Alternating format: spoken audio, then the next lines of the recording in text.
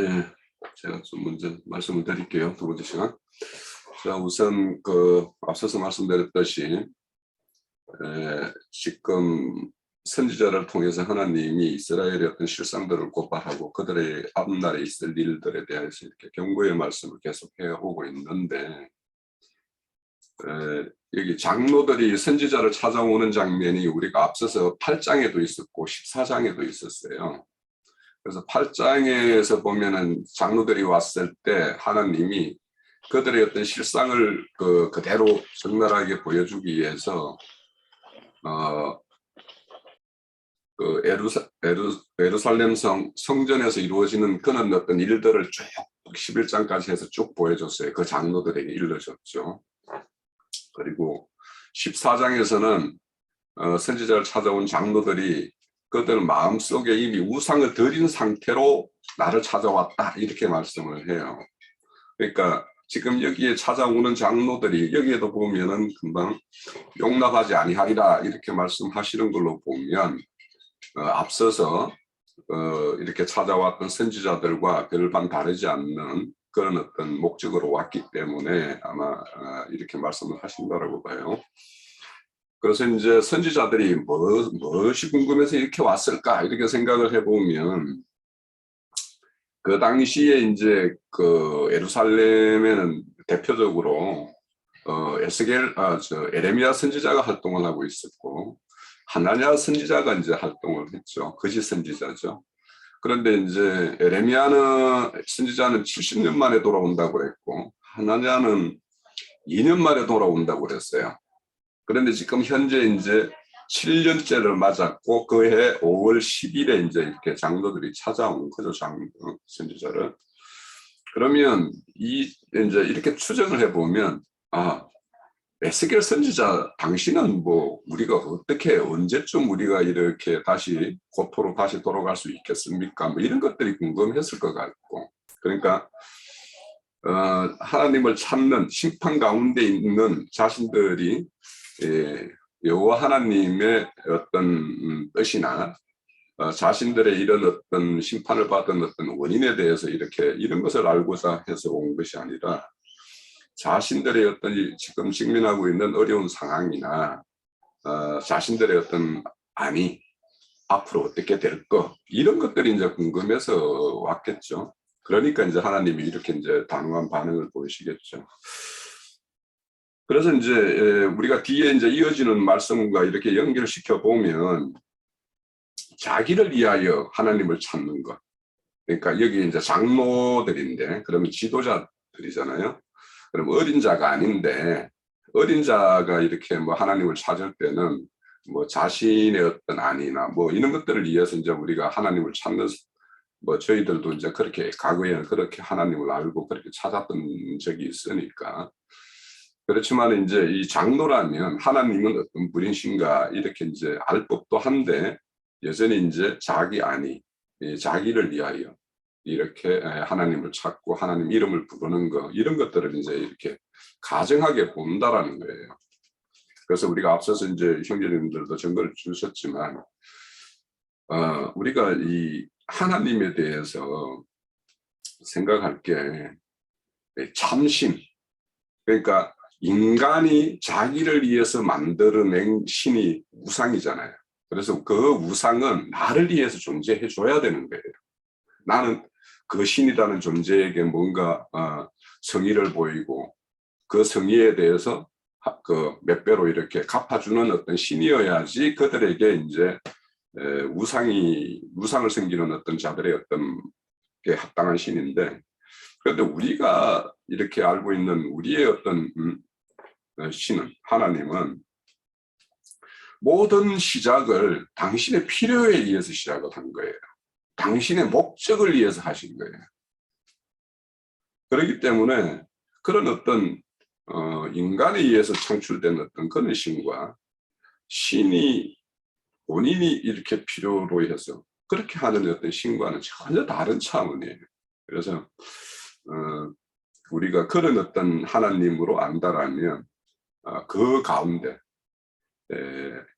신의 필요에 의해서 그러면 사람을 이렇게 저렇게 하느냐라고 하면 사람을 이제 수단화시킨다라고 하는 어떤 이런 어떤 그 휴머니즘들은 그렇게 이야기할 수 있겠으나 우리는 성경에서 하나님을 토기장이라고도 많이 이렇게 비유해서 말씀하시고 하기 때문에 특히 지음을 받았는데 지음받은 존재가 하나님의 형상과 모양을 이렇게 가지고 이렇게 지음을 받았다라는 이 자체만도 사실은 이제 우리는 하나님의 어떤 그런 목적을 알고 있기 때문에 참 우리가 그런 어떤 존재로서의 어떤 지음을 받은 것에 대해서 참 감사할 수밖에 없는데 그렇지 않은 참 하나님을 알지 못하는 어떤 사람들, 지금 이렇게 장로들 이런 사람들이 하나님을 찾고 하나님의 이름을 부르는 것은 전혀 이런 어떤 창조주 하나님의 어떤 그런 근본된 어떤 목적 이런 것들에 대한 이해가 부족하면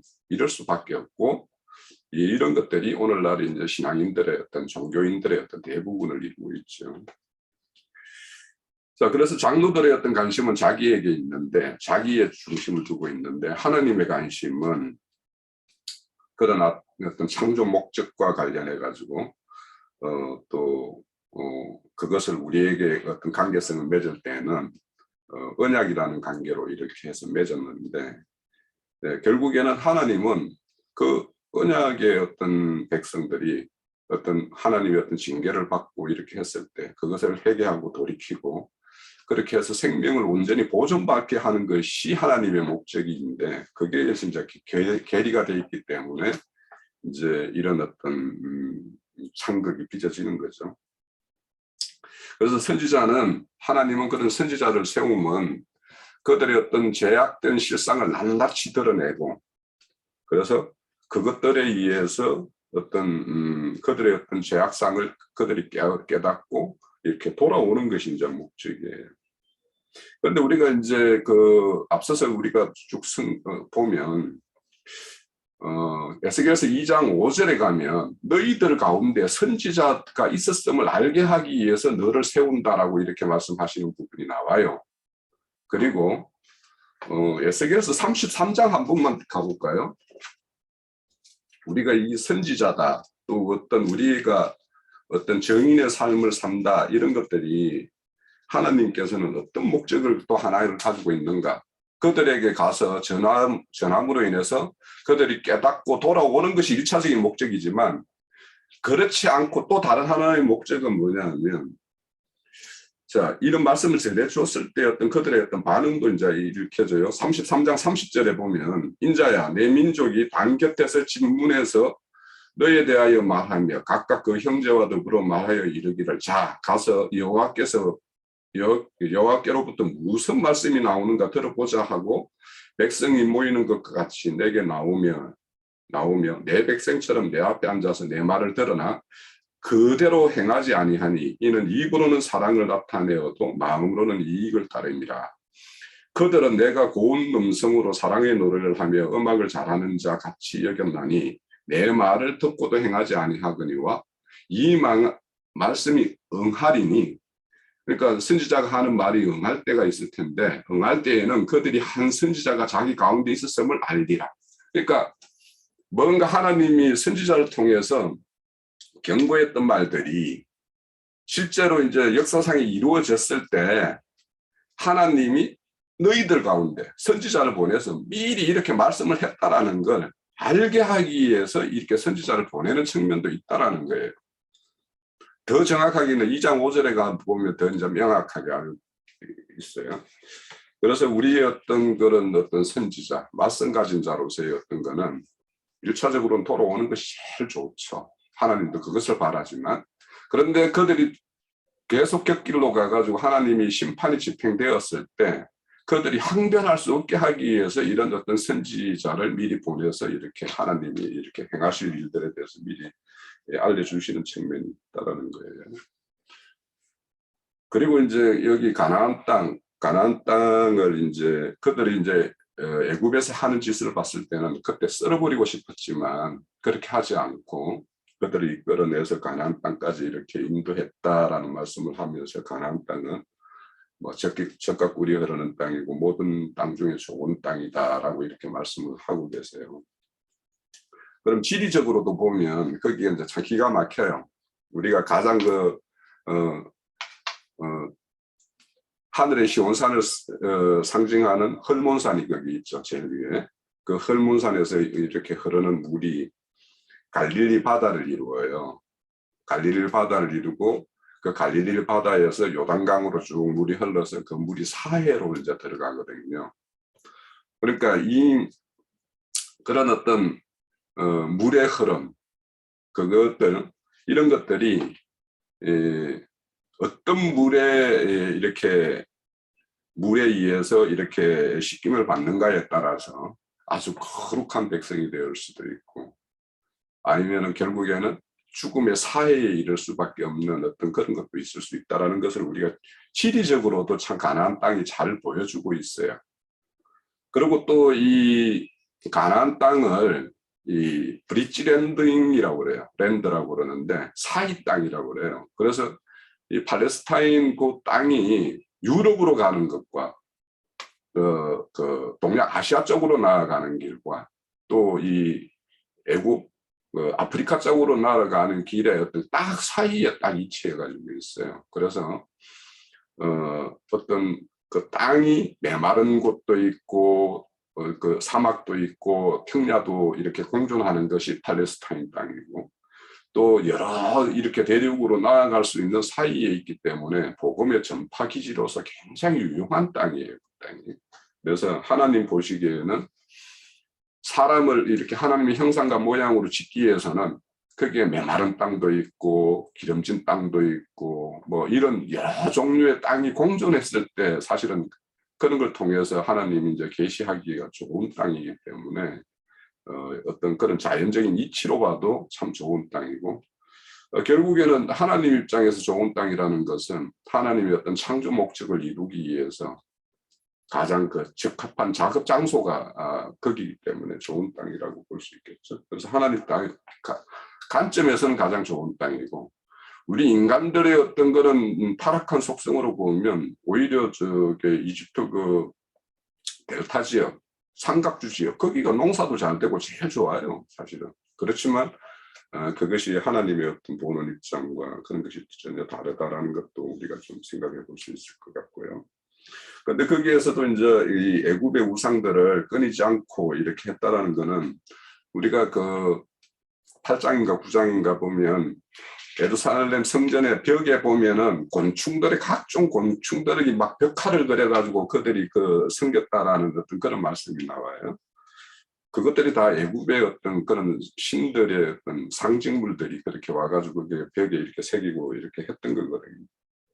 그리고 우리가 또 잘 알다시피 그 금송아지 사건도 그거 애굽의 신이잖아요. 그렇게 여전히 그런 것을 떠나보내지 못하고 있었던 것들이 실상이고, 또 우리 지금 이 남유다 말기의 왕들이 하나같이 뭐냐면 바벨론의 어떤 통치를 받고 있음에도 불구하고 그 왕들을 배역하고 애국의 왕들과 이렇게 손을 잡고 동맹관계를 맺고 이렇게 하려고 하는 것들로 보여서 결국에는 바벨론으로부터 완전히 멸망을 당하거든요. 그러니까 이 애국이라는 것을 우리가 이제 잘 알다시피 세상의 어떤 속성이라고 이야기하는데, 그런 어떤 세상의 속성들, 그런 유혹들이 굉장히 그 위력이 있다라는 거예요. 그러니까. 자, 그래서 이렇게 애굽의 우상들에 대해서 그들의 어떤 애굽 땅에 있을 때부터 그렇게 우상을 숭배했다라는 것이 이제 오늘 말씀에서 우리가 확인을 할 수가 있고, 그렇지만 하나님은 그들을 썰어버리지 않고 내 이름을 위하여서 그들을 이제 이렇게 인도했다라고 그래요.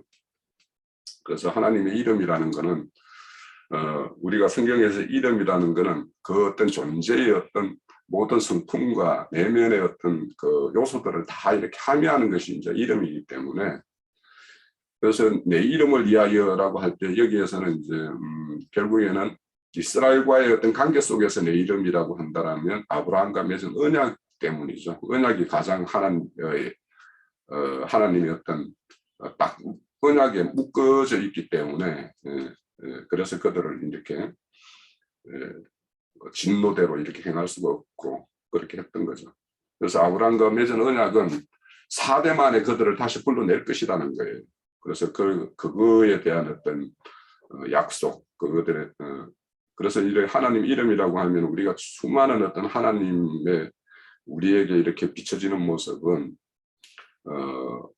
뭐 언약 신실하신 하나님, 뭐 전능하신 하나님. 그래서 우리가 그 앞에 그 여호와 앞에 수많은 어떤 부사적인 어떤 형용사적인 어떤 단어를 붙여서 하나님을 이렇게 표현하잖아요. 그런 것처럼 우리가 지금은 공의의 하나님에 의해서 심판을 받고 있지만 지금 심판받고 있는 자들에게 지금 말씀을 하고 있는 거거든요. 그런데 사실은 내가 너희들에게 얼마나 너희들에게 참고 기다렸고 너희들에게 인내했는지 이런 것들을 지금 보여주는 것이 이제 20장의 말씀이에요. 그래서 가나안 땅에도 내가 그렇게 했지만 내가 참았다. 또 강약길에서 너희들이 우리 그 사도행전 7장에 보면 너희들이 나한테 제사 지내 본 적이 있어? 이렇게 따지잖아요. 스데반 집사가 너희들이 몰록의 장막과 네팔의 별들에게 너희들이 그 희생 제물과 제사를 했지 나한테 한 것이 아니다 이렇게 말씀을 하잖아요. 그렇게 했고 가나안 땅에 가서는 지금 산당들을 지어가지고 온 그 산이 얼마나 들락거렸는지 민둥산이 될 정도로 이렇게 되었다라고 하는 어떤 그런 실상인 걸 이렇게 말씀을 하고 있어요. 그래서 우리가 이런 하나님의 이름 그러니까 이어서 이렇게 했다라는 것들. 그래서 우리가 그 하나님에 대해서 어떤 앞에 우리의 어떤 존재 인식이 어떠해야 되는가 이런 것들에 대해서도 우리가 앞서서 우리 형제님들이 증거한 것처럼 우리는 그분과의 어떤 관계성에서 우리는 지음받은 존재라는 거. 그래서 지음을 받았는데도 특별히 은혜와 은총을 받아서 다른 어떤 피조물과 다르게 하나님의 어떤 뜻과 성품을 이렇게 알아갈 수 있는 그런 존재로 지음을 받았다는 이런 것들이 우리가 받은 놀라운 은혜죠. 그래서 지금도 선지자를 통해서 죄를 고발하고 심판을 집행하고 심판 중에도 공유를 베풀고 또 다시 회복의 약속을 항상 말씀 중에 보면 장마다 그 회복의 약속들을 딱 붙여놓고 있는 거 이런 것들도 다 하나님의 이름을 위해서 하시는 일들이죠. 그리고 이제 여기 보면 우리 11절에 보면은 준행하면 살 수 있는 사람이 준행하면 이렇게 되어 있고 또 25절에 우리가 말씀을 아까 형제드렸는데 선하지 못한 율례 이렇게 지키지 못할 율례 이렇게 말하는데 이 준행한다라는 단어를 한번 이렇게 형제님들 한번 저 히브리어를 한번 찾아보세요. 이 좀 단어가 의의 단어가 나올 겁니다 아마. 아사라는 동사를 써요. 그러니까 하나님에게만 절대적으로 쓰이는 단어가 몇 개가 있어요. 다라라는 단어도 그렇고 이 아사라는 단어도 실질적으로 하나님에게만 이렇게 합당한 단어예요. 그런데 여기 이제 사람이 준행하면 이렇게 했어요. 그러면 이게 사람이 단독적인 사람이라는 것을 전제로 하고 있는가 아니면 하나님의 영이 부음을 받은 사람을 전제하고 있는가 이런 것들도 우리가 한번 생각해 볼 필요가 있어요. 그러니까 저도 이걸 찾아보면서 여기 어떻게 준행이라는 단어가 아사라는 동사를 쓰지 이렇게 좀 의아했었고 저 25절에 능히 지킨다 이 지킨다라는 단어가 또 전혀 또 이 무슨 단어냐 하면 하야라는 동사 살아있다 살아있는 존재 생명을 유지하고 있는 존재 이런 뜻이에요.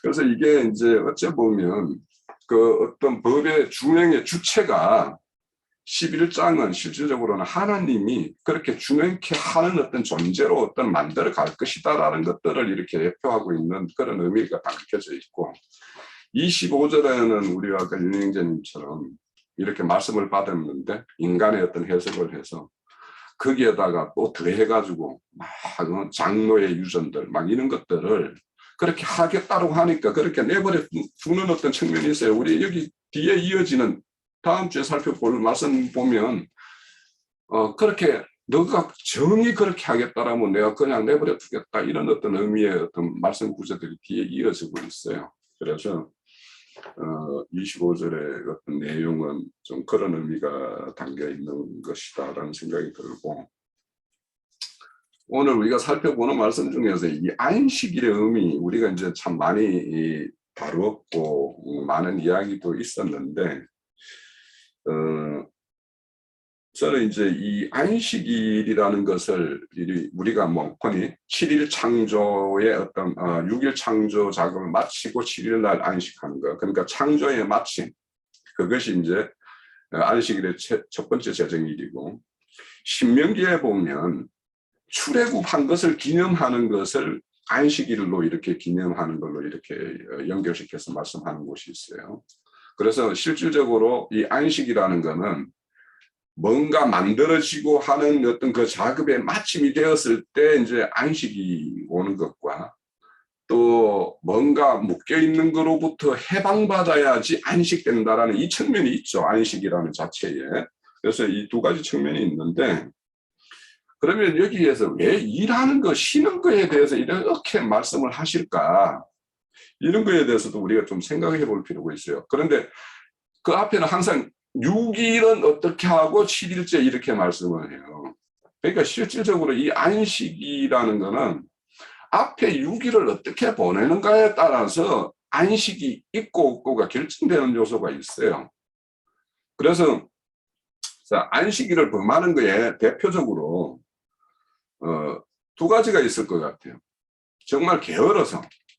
그러니까 하나님의 창조가 마친다라는 것은 각 사람마다 하나님이 뜻을 두고 있는 게 있단 말이에요. 그 사람을 하나님의 형상과 모양으로 완전히 짓는 어떤 그런 것들, 그 일이 마쳐졌을 때 우리에게 완전한 안식이 오는 거죠. 오는데, 그런데 그 안식을 이루기 위해서 하나님을 인도하고 이끄는데, 거기에 순종하고 따르지 않게 되면 결국에는 하나님이 이루고자 하는 그 창조의 어떤 형상과 모양을 이룰 수 없게 된 만큼 안식을 누릴 수가 없는 거죠. 그런 의미가 있어요. 그런 게 있고, 또 하나는 그 맞죠. 아모스 8장 5절을 한번 찾아보세요. 아모스 8장 5절을 찾아보시면 조금 뒤로 가면 있죠.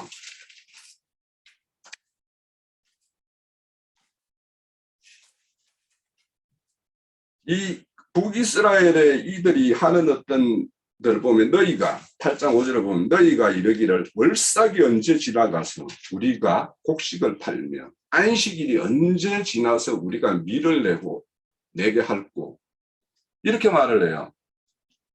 그러니까 북이스라엘의 어떤 그런 어떤 실상이 뭐냐면, 하나님이 제정한 날짜가 귀찮은 거예요. 빨리 지나갔으면 좋겠어요. 그래야지 내가 뭔가 장사도 하고 뭐 하는데, 안식일이 있음으로 인해 가지고 자기들 장사를 못해요. 그러니까 이게 뭐냐? 우리 민수기인가 어디 보면은 7일날 안식일날 나무하러 갔다가 이렇게 죽임을 당하는 것이 있죠.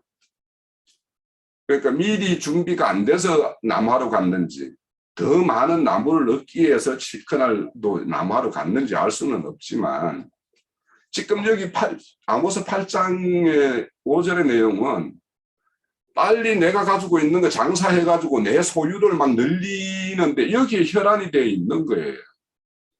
그러니까 게으르거나 안식에 어떤 힘을 얻지 못하는 게는 그자가 6일 동안 게으르거나, 그러니까 우리가 이제 마태복음에 보면 왜 너희들이 그날에 아이 벤 자, 젖먹이는 자 하가 있다라는 것은 때와 경륜에 맞지 않는 어떤 그런 신앙을 하는 자들, 그러니까 미숙한 자들이 되겠죠. 그런 자들에게 하가 있을 것이라는 말과, 또 그날이 겨울이나 안식일 날이 되지 않게 하라고 하는 것은, 겨울이라는 것은 하나님이 혹독한 심판이 좀, 그런 너희들에게 그런 혹독한 심판을 좀 이렇게 면하거나, 또 아니면은 안식일이라는 여전히 율법에 잡혀가지고 오늘 나는 도망가야 되지만 내 안식일이라서 난 도망갈 수 없는 어떤 율법의 매인자가 되어가지고 여전히 그런 자가 되어서 그 가정한 것들로부터 피해야 될 때 피하지 못하는 그런 우매한 자가 되는 것에 대해서 우리에게 경고한다라는 말씀으로 보여요.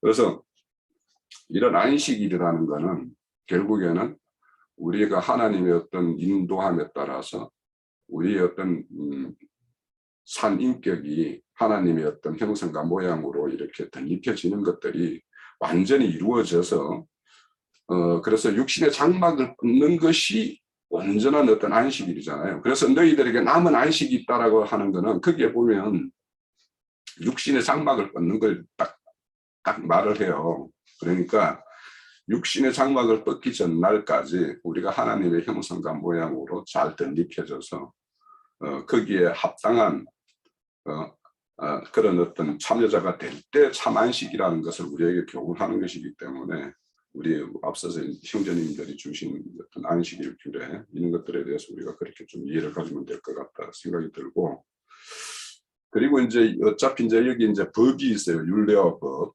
그런데 이제 율례와 법이 이렇게 제정이 실질적으로는 그 출애굽기 20장 시내산에서 이렇게 율례와 법도를 받지만 여호와 하나님이 이들에게 율례와 법도를 주어야 되겠다라고 마음먹은 것은 출애굽기 15장이에요. 출애굽기 15장에 마라의 썬물을 가지고 썬물을 이렇게 해서 불평을 할 때 그 나무 한 나무를 이렇게 던져서 물을 단물이 되게 이렇게 마시게 한 다음에 내가 이들에게 내 율례와 법도를 줘야 되겠다라고 이렇게 말씀을 해요. 그러니까 그들이 이렇게 불평불만을 해도 그들에게는 율법이 없기 때문에 죄의식이 없는 거죠. 그래서 그들에게 이것이 죄임을 드러내기 위해서는 얘들에게 이 율법을 줘야 되겠다라고 해서 이렇게 주어진 것입니다. 그런데 제가 좀 드리고 싶은 말씀은 법이라는 거는 그 법의 고유한 어떤 정신과 목적이 있어요. 그럼 하나님의 법이라는 거는 기본적으로는 고유한 정신이라면 하나님 사랑과 이웃 사랑이라는 이 정신이 이제 거기에 다 이렇게 녹아 있겠죠. 그래서 우리가 대표적으로 십계명의 내용도 그와 같이 이제 이루어졌듯이. 그런데 이제 법이라는 게 하나님이 주어진 법이면 이게 땅의 법인가 하나님 세계에 통용되는 법인가를 우리가 한번 생각을 해보면, 하나님이 우리에게 법 준 거라면 이게 하나님 세계, 신의 세계에서 이루어질 어떤 통용되는 어떤 그런 법 아니겠어요? 그죠? 그러면 그렇게 지원받은 존재가 그 법을 아무 거리낌 없이 그게 통용될 수 있는 그런 법이 있겠는가? 그렇지 않으니까 그 법에서 온전하게 우리가 지켜서 우리 사람이 그 피조된 존재가 그걸 지켜서 이룰 수 있는 법이 아니잖아요. 그래서 이 법이라는 것들을 신의 법, 신의 세계에서 통용되는 법, 이 법이 주어져서 그것이 이렇게 준행되려고 한다라면, 아까 11절처럼 준행이 되려고 한다라면 신적인 존재가 되지 않으면 이 법이 통용될 수도 없고 법의 이해도 안 되고 그럴 수밖에 없는 거예요. 그러면 이 법을 이렇게 사람이 준행하면이라고 할 때 이 법이라는 것은 우리에게 신의 어떤 존재성이 부여되는 어떤 그런 존재로의 어떤 전환이 되지 않으면 이거는 무용지물이 되는 어떤 법이기 때문에, 그래서 우리가 지금 수없이 성경에서 에스겔서도 그렇죠. 하나님의 영을 부어주겠다. 그러니까 하나님의 영이 부음을 받은 자에게나 실질적으로 이게 통용되는 법이고 운행되는 법이지 그냥 자연인에게 그렇게 통용되는 법이 아니기 때문에 우리가 성경의 말씀을 일반 자연인에게 백날 줘본들, 그러니까 하나님의 영을 부음받지 않은 인도의 간디 힌두교죠. 그 간디가 마태복음 5장 그 산상수훈 말씀을 그렇게 좋아했다라는 거예요. 아침에 이렇게 문 열고 나가기 전에 항상 그 말씀을 보고 이렇게 문에 출입을 했다라는 거예요. 힌두교 신자이면서도. 그러니까 그런 사람들이 그 말씀을 보면 그 이해를 어떤 식으로 하겠는가. 그런 것들도, 그래서 이 법이라는 것들에 대해서 이 준행한다. 그 11절도 우리가 좀 더 이렇게 형제자매님들이 묵상을 좀 해봤으면 좋겠고 25절과 이렇게 연결시켜서요. 그래서 이런 어떤 그래서 우리가 뭐 바울 사도의 어떤 그런 성령의 어떤 해석에 의해서 율법이 주어진 것은 죄를 깨닫게 합니다라고 이야기했고, 그래서 죄를 깨닫게 되면 결국에는 그 죄인은 버림받을 수밖에 없는데, 그러면 그 버림받음으로부터 해방받기 위해서는 해방이 간절하게 요구되는 사람은 애통하고 이렇게 간구하는 어떤 심령이 되겠죠. 그런 사람들에게는 용서와 사면의 법인 생명과 성령의 법이 이렇게 주어진다라는 거 아닙니까? 그래서 이제 그 성령의 법이 주어지면 그 법이 통용되는 사람에게는 성령의 인도가 이제 이루어지는 거고, 그 인도에 따라서 이렇게 이끌림이 되는 사람에게는 하나님이 그에게 자유와 어떤 생명의 어떤 풍성함으로 인해서 참 안식이라는 것이 이렇게 주어질 것이다. 이런 것들이 이제 우리가 좀 추적이 가능하다라는 생각이 들어요.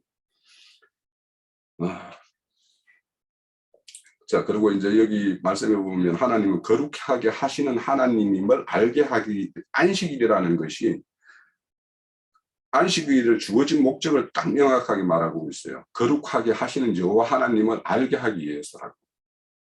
그러니까 안식일이라는 것은 그 사람이 거룩함을 이룬 사람이나 안식이 뭐고 안식일이 뭐고, 아 이렇게 나를 하나님이 이렇게 만들었구나라고 알 수 있다는 거예요. 이 말씀이.